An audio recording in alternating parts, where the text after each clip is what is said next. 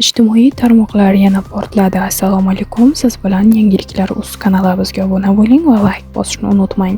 Aktrisa va bloger Feruza Normatovaning oilasi atrofiga bog'liq turli gap-so'zlar va negativ izohlar bo'lalab ketdi.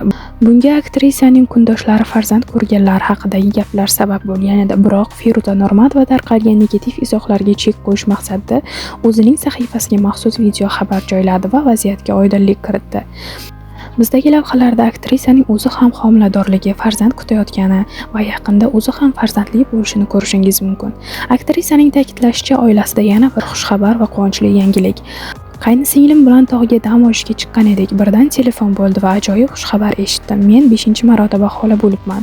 Opa-singillarim har gal men tog'da dam olayotganimda tug'ishadimi nima deydi. Hazil aralash vaziyatni tushuntirib Feruza Normatova. Xushxabarni eshitgan zahoti aktrisa dam olishni chetga surib, yangi mehmonni chaqaloqni ko'rish uchun zudlik bilan yo'lga tushgan. Feruza Normatovaning ijtimoiy tarmoqlarda bo'lishayotgan so'nggi ma'lumotlarga ko'ra, aktrisaning o'zi ham ayni damda farzand kutmoqda. Muxlislar va yaqinlar aktrisaga ijobiy energiya tilab, uning oilasiga tinchlik va totuvlik hamda tez kunlarda o'zining ham baxtli ona bo'lishini niyat qilib qolishmoqda.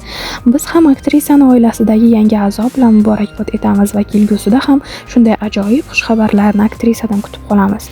Eslatib o'tamiz, profilimizda Feruza Normatovaning kundoshining farzandi, ya'ni Sevaraning farzandi haqidagi ma'lumotlar va video lavhalar bilan tanishishingiz mumkin. Yangiliklar.uz kanaliga obuna bo'ling, like bosing va qo'ng'iroq tugmasini bosib qo'yishni ham unutmang.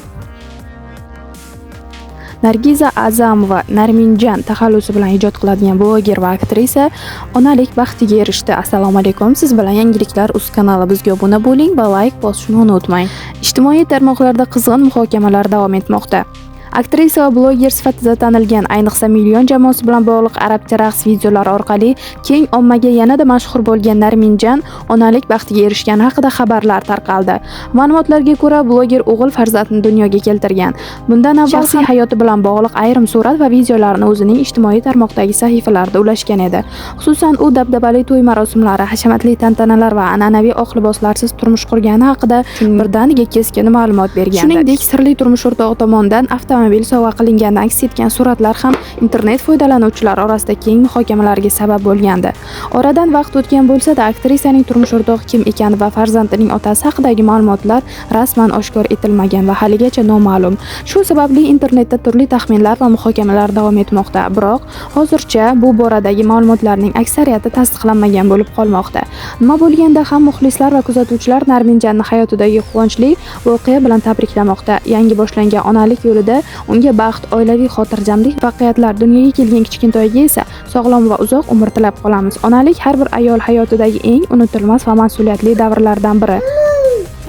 Umid qilamizki, Narminjan va uning oilasi uchun bu kunlar faqat quvonchli lahzalar bilan birga yodda qoladi. Show biznes yangiliklar sizga qiziq bo'lsa, bizning kanalga obuna bo'ling, like bosing va qo'ng'iroq tugmasini bosib qo'yishni ham unutmang.